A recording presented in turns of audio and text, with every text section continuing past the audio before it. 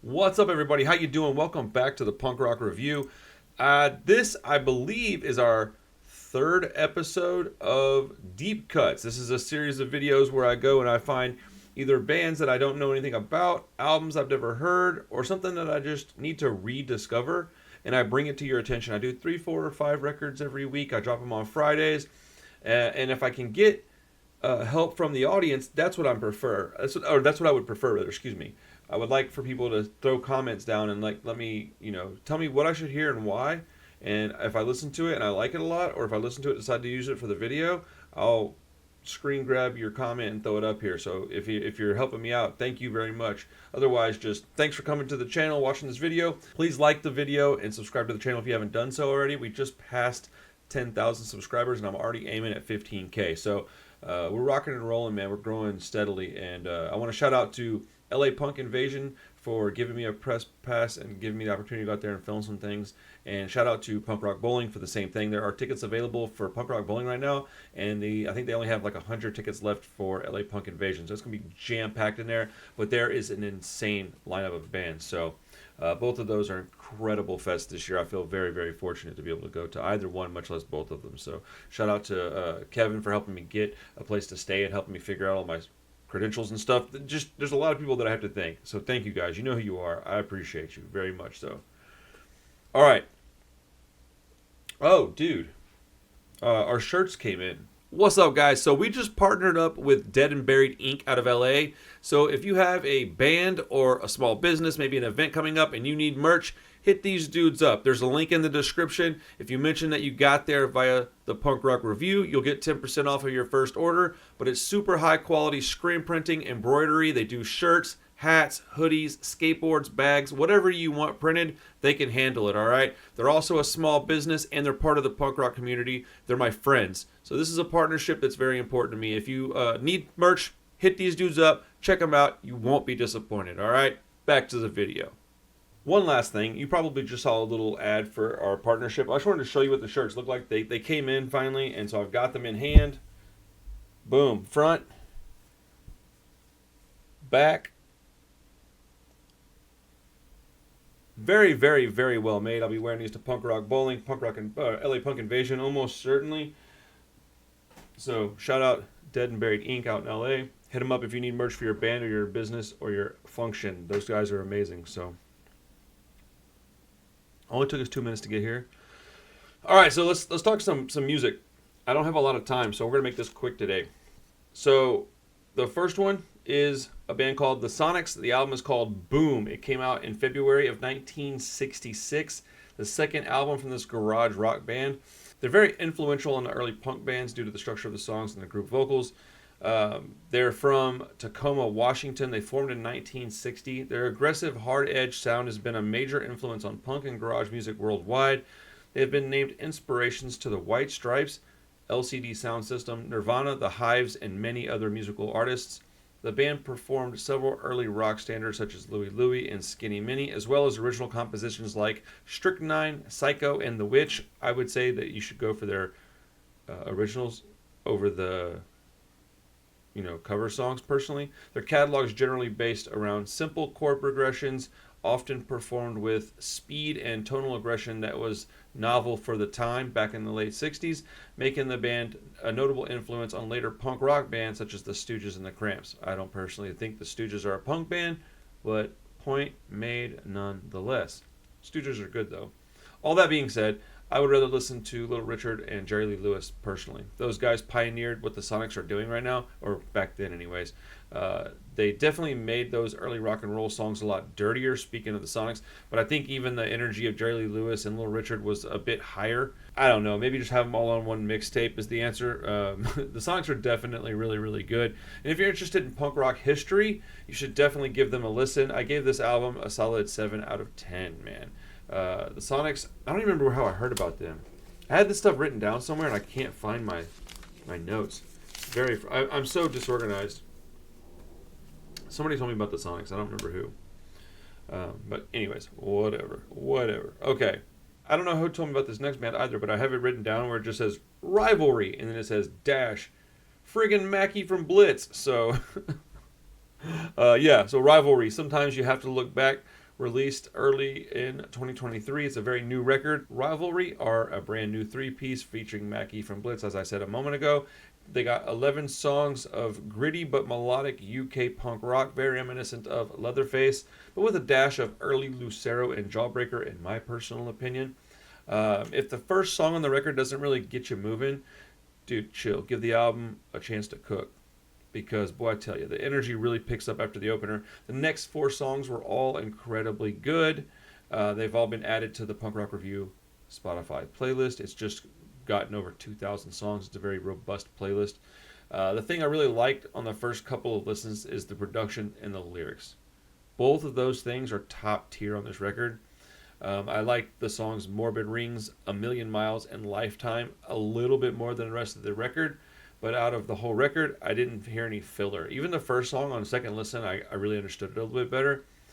But if you like Leatherface, Lucero's older material, and early Jawbreaker stuff, really give this band a listen. I mean, anything that somebody that was in Blitz is going to be a part of, I'm going to listen to at least once.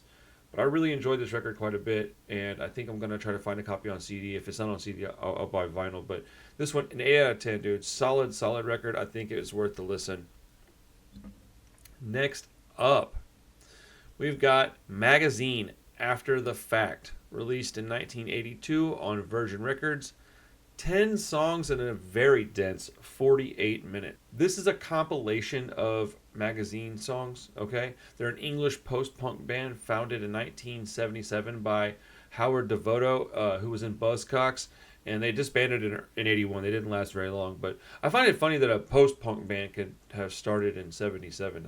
It just sounds weird to me. But this one was brought to my attention by Casey from Slaughter Boys. Shout out Casey, shout out Slaughter Boys. That was an awesome interview. That'll be up as soon as I can get it up.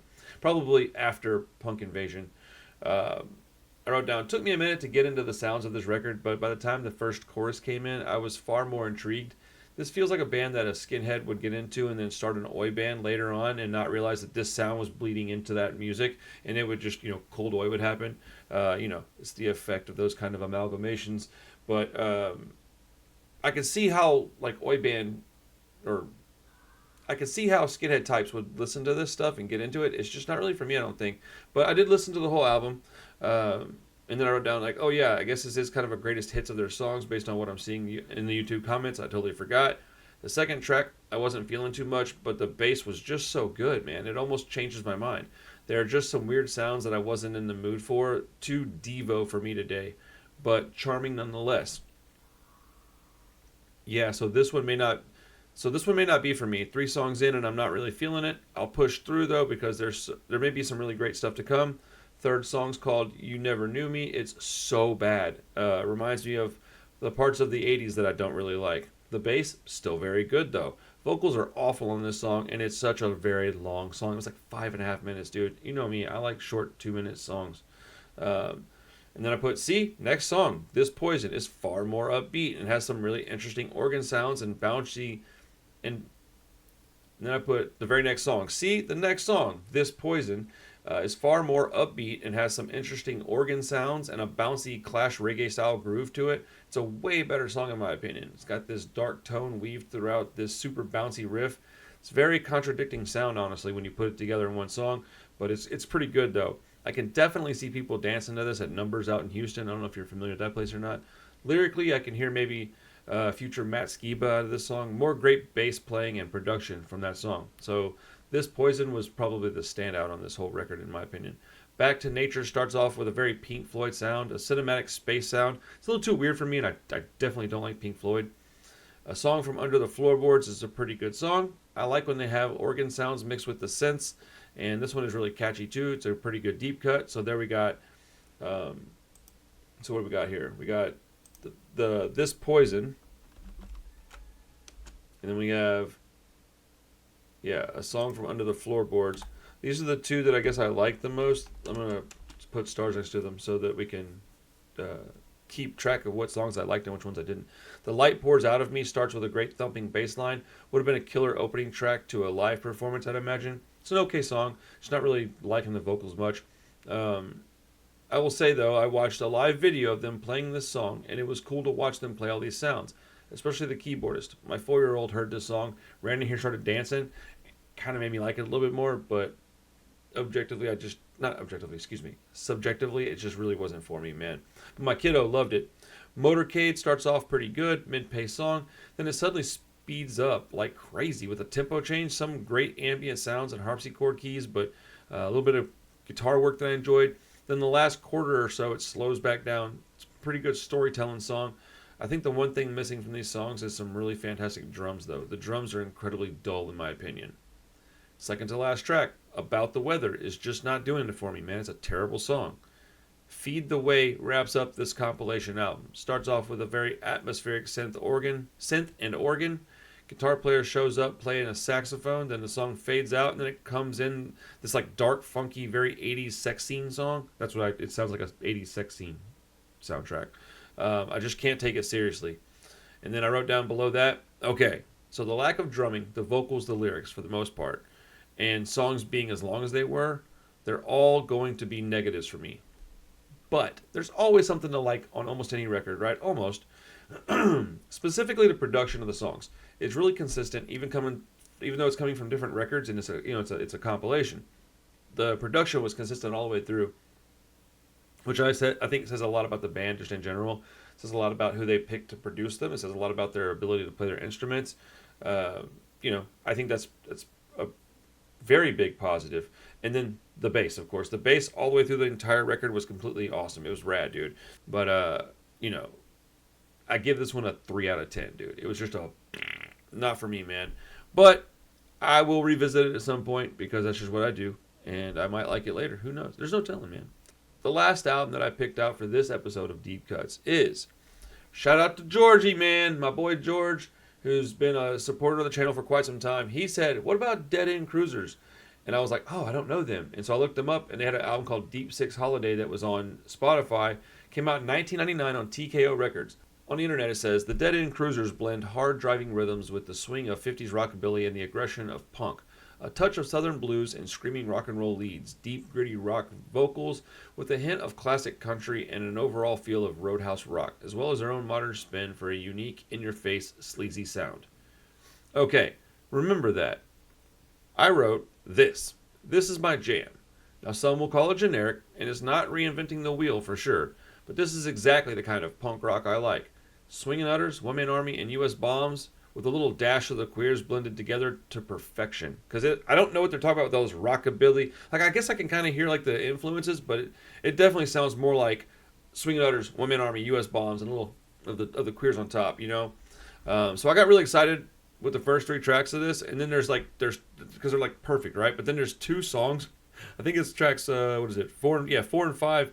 They're super slow and weird, dude. They're like not my cup of tea at all. But then it picks back up and goes in. So they have like these 2 random weird songs in the middle of the record.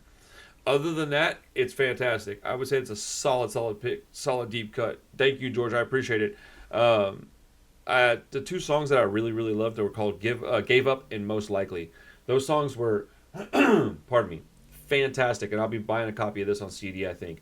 But I gave this one an 8.5 out of 10. It's really, you know what? I'm going to go with 8.5 because there's 2 songs I didn't really care for, but the guitar work on this record is fantastic. The vocals takes a little to get used to, but the guitar playing on this album is top notch, dude. So real quick, I'll tell you about our deep cuts for this week again. I'm sorry, I'm talking kind of fast. I'm trying to get through this because I have very little time. Next week, I will have even less time. But the following week, when I'm back home from LA, we'll have way more time to do this. So I'll take my time and sweet talk all these records for you. But we got the Sonics, Boom. 60s garage rock stuff, pretty good, man. 7 out of 10 on that one. Rivalry, sometimes you have to look back. It's modern, 2023, but it's got Mackie from Blitz, but it's like Leatherface mixed with old Lucero and Jawbreaker. This one I gave an 8 out of 10. It is a fantastic record, man. Definitely go check out this album, specifically the songs Morbid Rings, A Million Miles, and Lifetime. Then we had Magazine After the Fact. It's released in 1982. It's a compilation, like a greatest hits from a post-punk band, I think from the late 70s is what it said. Just not doing it for me, man. It's got somebody from, Cockney Rejects is what it said? Is that the band? I think that's the band that one of these dudes is from. No, Buzzcocks. Excuse me. It's got Howard Devoto from Buzzcocks. Sorry. I get all these cocks mixed up. Anyways, if you like post punk, you like weird like gothy stuff, go check this out. You might dig it. It is not for me. It is not for me. Then we end this episode on Dead End Cruisers Deep Six Holiday, 1999, so 26 years ago on TKO Records. It's like straight up like 77 style cowpunks type stuff, man. It's really, really good. If you like One Man Army, Swinging Utters, US Bombs, you'll probably dig this quite a bit. So yeah, let me know what you think. What albums are you listening to? What are your deep cuts? And have you heard of any of these? If you have heard of them, what do you think? How wrong can I possibly get? You let me know. I would imagine pretty wrong. Anyways, man, I'm going to get out of here, go hang out with my daughter. It's time to spend some quality time with the kiddo. So yeah, that's why my time is limited. I gotta hang out with my kid. Dude, daddy stuff, man. Daddy stuff. All right, everybody, I'm out of here, man. Y'all have a great day. I'll see you next time, okay? Peace.